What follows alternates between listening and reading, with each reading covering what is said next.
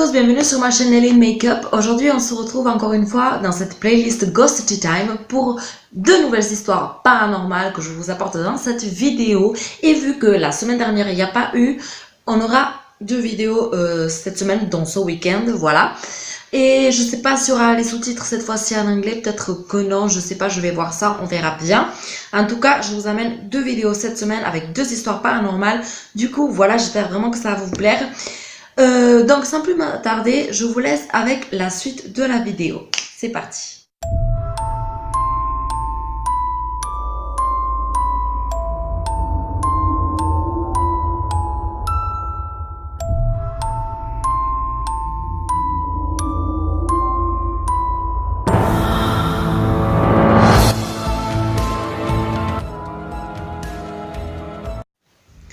Le cas d'Émilie Saget.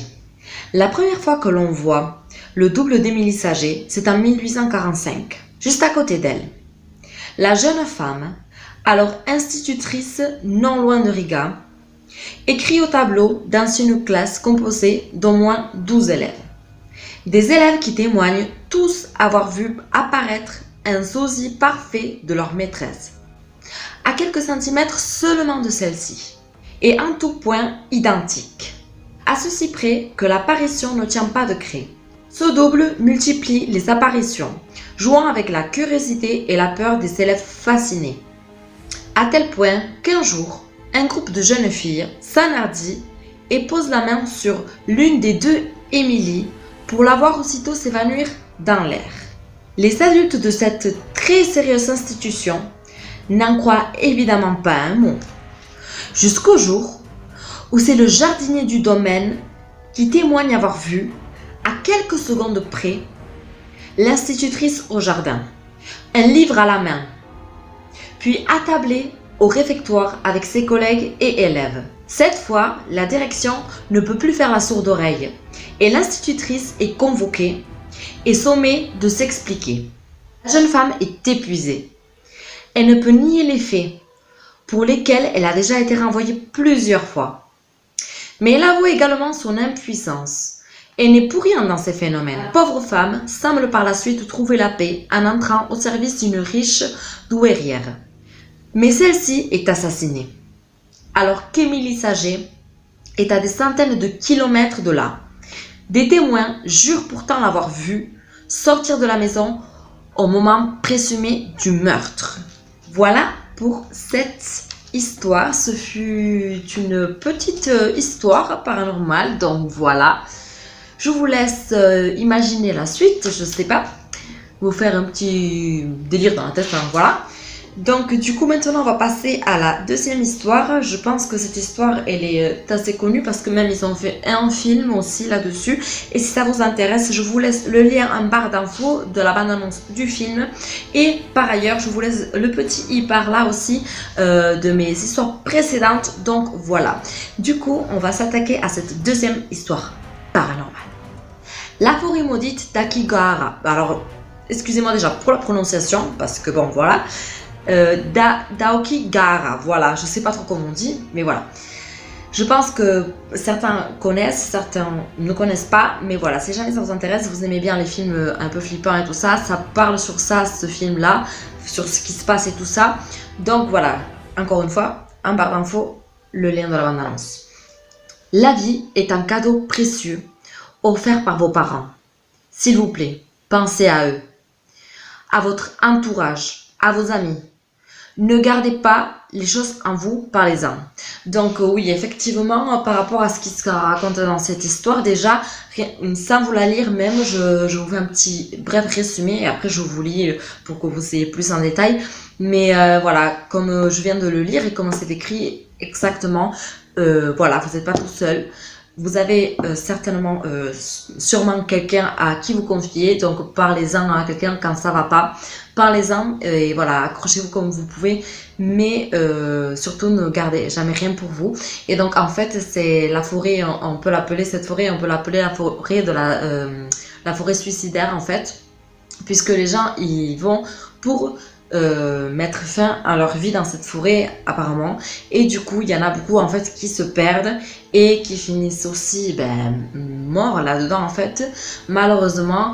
Donc voilà, mais je vais vous raconter plus en détail, mais voilà, ça s'appelle la forêt du suicide parce que du coup, ils vont là-bas pour mettre fin à leur vie. C'est très triste en fait et ça te fait flipper.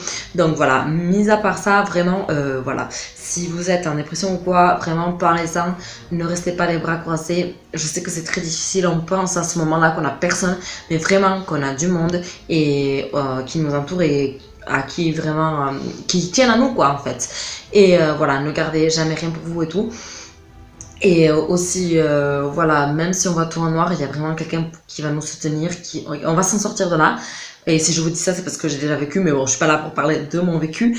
Mais vraiment, vous pouvez vous en sortir de là, je vous le dis. Si je suis arrivée, pourquoi pas vous aussi, quoi, tout simplement. Donc, voilà. Mais bon, bref, c'est un petit aparté, donc voilà, pour vous dire vraiment, parlez-en, d'accord? Donc, du coup, on continue avec la suite de l'histoire.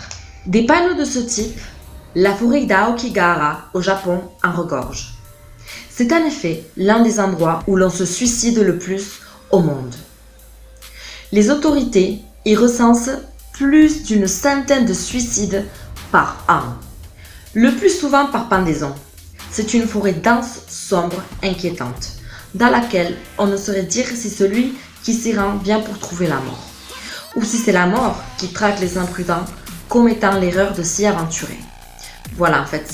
Et les maudites quoi, donc si on y va en fait, on va mourir, surtout si on s'aventure tout seul ou la nuit ou quoi. Continuons. L'histoire nous apprend que le lieu a été choisi pour déposer les personnes âgées en fin de vie et qu'il a aussi été témoin d'infanticides et d'autres meurtres mystérieux. D'après la légende, la forêt abrite des yurei, des âmes tourmentées qui émettent des cris glaçants transportés par le vent. Un conseil. Ne vous y risquez pas. Si par chance vous réussissez à ne pas succomber à la pulsion morbide qui habite les lieux, le manque de lumière et l'impossibilité de vous repérer, vous perdrez. Les moyens modernes de communication n'y fonctionnant pas. Donc voilà, ça c'était la deuxième histoire. Donc cette vidéo elle va être plus courte que la première parce que ces histoires étaient plus courtes. Mais du coup, comme je vous ai dit, vous avez une deuxième vidéo dans ce week-end dans la playlist Ghost Tea Time.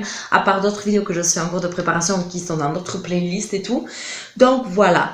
Donc du coup encore une fois vraiment, si vous êtes dans ce cas-là, si vous êtes vraiment en dépression, si vous n'êtes pas bien, vraiment allez vous confier à quelqu'un ou allez parler à un professionnel. Il n'y a pas de honte à avoir. C'est pas parce qu'on va voir un professionnel qu'on est fou. Loin de là, c'est parce qu'on en a besoin et il faut s'en tirer parce que le temps est précieux. Et vous voyez peut-être maintenant tout noir que rien ne vaut la peine, mais vraiment beaucoup de choses valent la peine. Donc allez vous confier à quelqu'un vraiment. Voilà. Et cette vidéo est terminée déjà, même si ça a été vite, mais voilà, elle est déjà terminée. J'espère en tout cas qu'elle vous a plu. Si c'est le cas, n'hésitez pas à mettre un petit pouce bleu vers le haut, ça fait toujours très très plaisir. Et aussi à vous abonner à ma chaîne en activant la petite cloche des notifications pour ne rater aucune de mes nouvelles vidéos à venir. Et voilà, désolée pour la qualité et tout ça, mais pour l'instant je mets pas de caméra, j'attends toujours ça. Donc voilà, peu à peu, mais j'espère en tout cas que ça vous a plu quand même et on se retrouve très très très vite dans une vidéo dans la playlist de Ghost Tea Time. À très vite, bye.